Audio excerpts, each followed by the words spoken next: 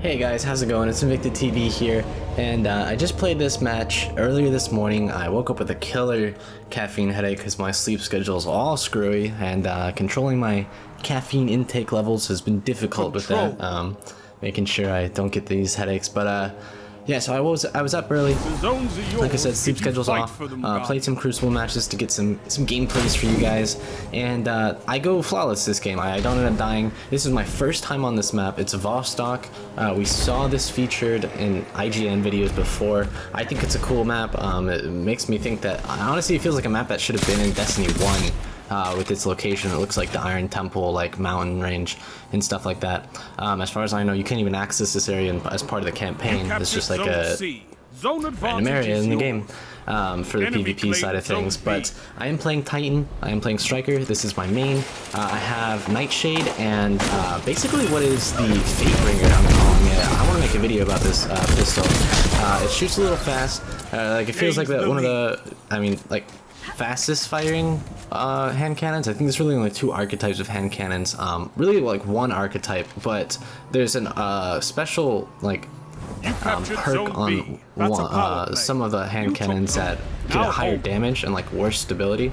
But as far as I know, like they're all the same archetype or close enough to. It doesn't really matter. Point is, his hand cannon's pretty good, and it's pretty good in PvE. I try to get the throw on that edge there, see if I can hit him with some splash damage. Unfortunately, I wasn't able to. I'm using the sword here to do a third-person peeking.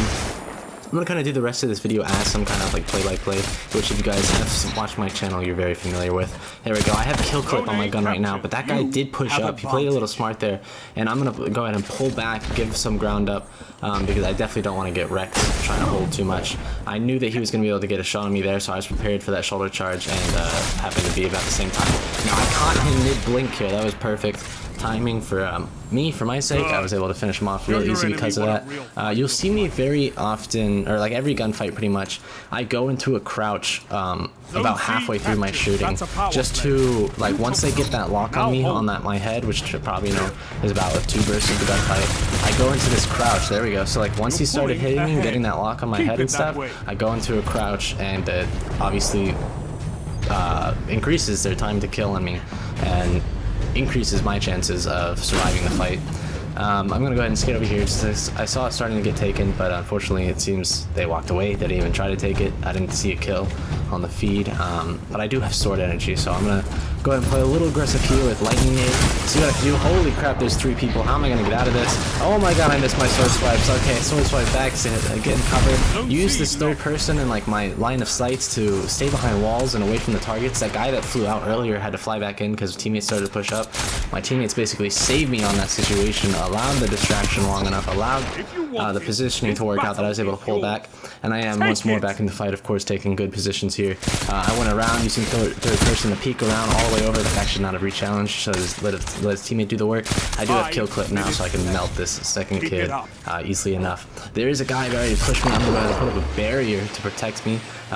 He ends up not pushing quite yet, but I can see that's the guy that's looking at me. He doesn't realize I have sword, I guess. He's only level 3. I'm assuming that's not his first character, but oh well. People are not used to seeing somebody with a sword. He might not even be able to tell through that barrier that that's what it was I had out.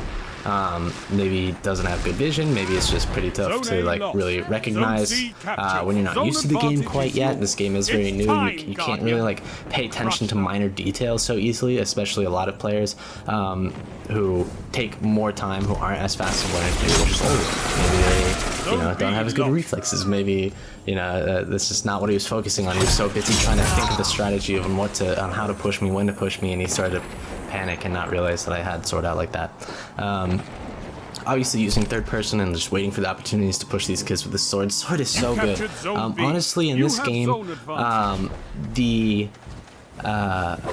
you can use third-person swords like this. I've shown it off in Destiny 1 all the time. I'm going to go ahead and say I was the one who popularized this strategy. I was the first one to take it and make it a part of my core strategy 24/7 in sweats and trials. I made a strategy video for it.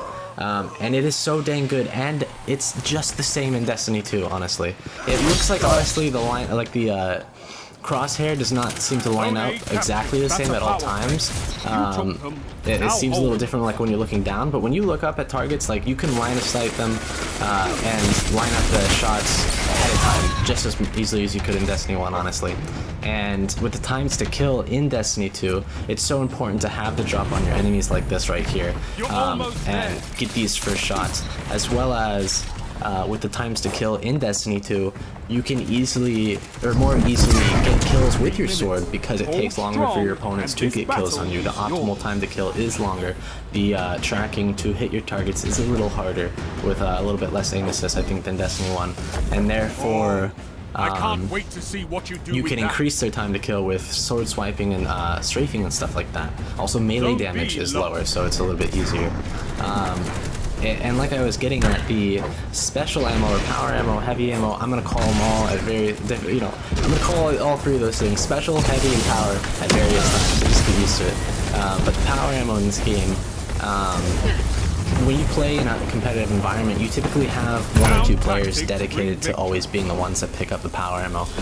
You don't have like all four people swap who picks up the power ammo unless you have something like, you know, oh, this is a sniper map, or this is a sniper opportunity on Midtown because it's market, so let's have the guy who carries sniper pick it up, while you might have a fusion rifle, a couple fusion rifle players, and so that'd be like a choice case where there's potentially 3 people who might be picking up power on your team at different times of the game. However, for the most part, like I said, those kinds of roles, those power ammo roles, typically get more dedicated the higher up into the skill brackets that you go, and when you start playing competitively. And so putting permasword on for a couple members of your team always, if they're the team members that don't typically pick up power ammo, it is so much more beneficial to permasword, because permasword helps you every single fight pretty much that you ever get into, running away, third person line of sighting, lining up the first shot, knowing when to peek the corner because you see when your teammates rotating from position or putting themselves in the air, jumping, etc., reloading, anything like that. You know when to push with third person sword peeking, and those opportunities happen every fight, almost every life, while power ammo only happens once a minute, once a round.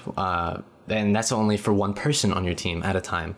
You know, those opportunities are, while there's much more potential in those opportunities, they're much fewer and farther between. And so you want to use, you know, permasword to be a much more consistent neutral game player.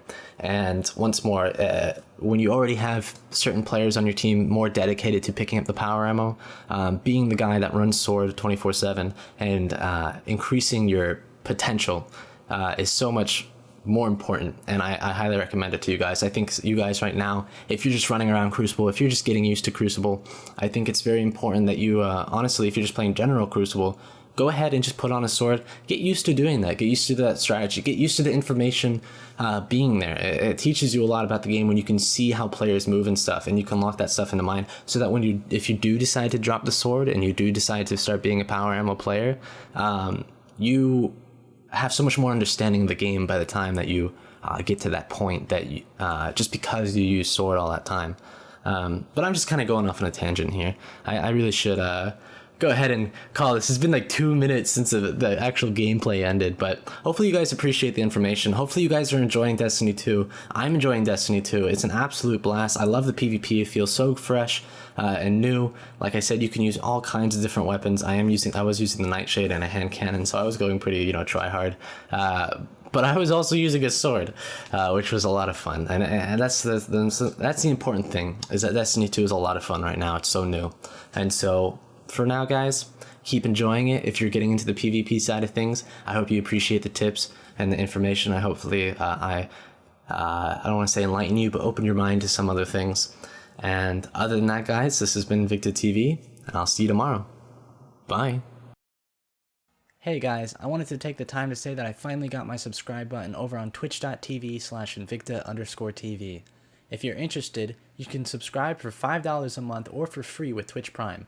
This gives you a one-way ticket to hop into games with me, be it Destiny or otherwise, as well as gets you into sub-only raffles or extra chances on all raffles for events like Trials. Thank you to everybody who takes the extra miles, and I appreciate every single one of you. I hope to see you in stream, Guardians.